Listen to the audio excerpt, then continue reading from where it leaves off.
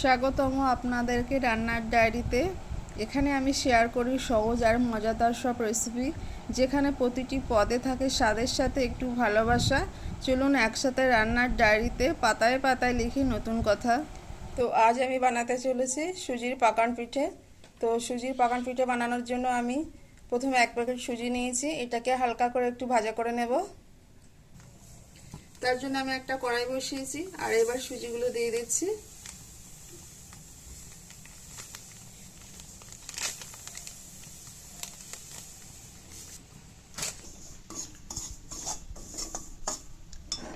সুজিগুলো হালকা করে ভাজা করে নেব, খুব বেশি কালার করব না। আর এখানে আমি তেল বা কোনো ঘিও দেব না, যেহেতু আমি এটা পাখান পিঠে করব, যার জন্য আমি শুকনো খোলাই নেড়ে নেব কিছুক্ষণ। তো আমার সুজিটা ভাজা হয়ে গেছে আর এরকমই কালার করে নিয়েছি, আর কালারটা এরকমই হবে। তো এটা আমি একটা পাত্রে নামিয়ে নেব।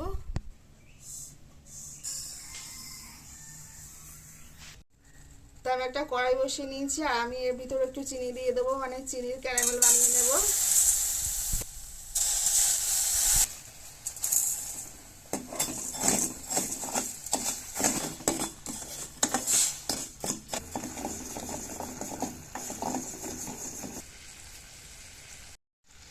তো এই ক্যারামেলটা বানিয়ে নিয়েছি। পিঠাটা অনেক সুন্দর কালার আসবে আর খেতে অনেক ভালো লাগবে, যার জন্য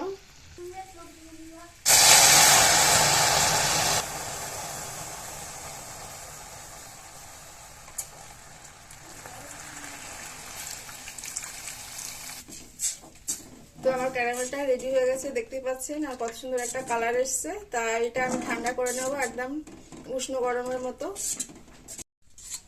তো এটা আমার ঠান্ডা হয়ে গেছে, একদম উষ্ণ গরম আছে, এই অবস্থায় আমি দেব।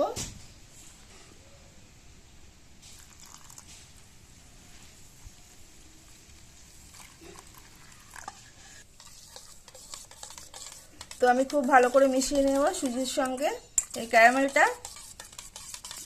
তো এটা আমি ভালো করে মিশিয়ে নিয়েছি, যেহেতু সুজিটা ভাজা করে নিয়েছিলাম, তার জন্য এটা আমি 10 মিনিট রেস্টে রাখবো। তো 10 মিনিট পরে আমি আবার চলে এলাম।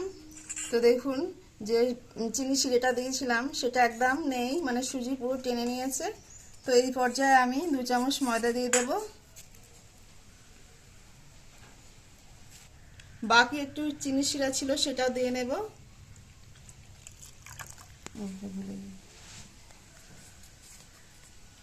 তো এটা ভালো করে আমি মিশিয়ে নেব।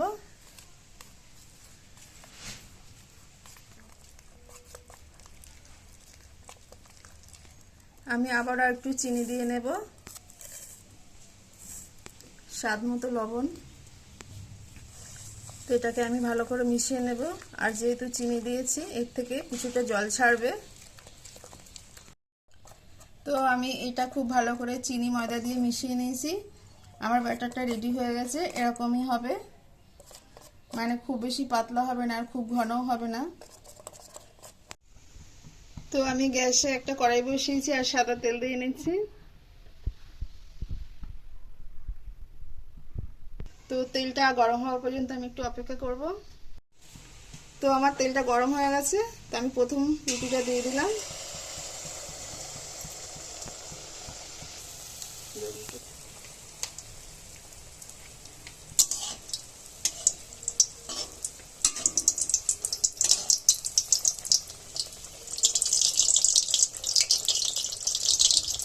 আবার একটা পিঠে দিয়ে দেখাচ্ছি।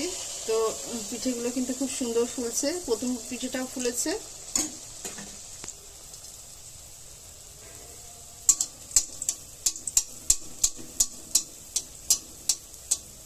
দেখতেই পাচ্ছেন কত সুন্দর হয়েছে।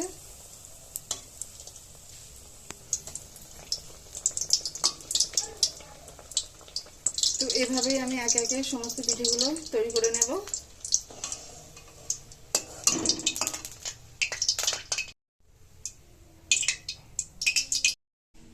আমার সমস্ত পিঠেগুলো করা হয়ে গেছে, রেডি।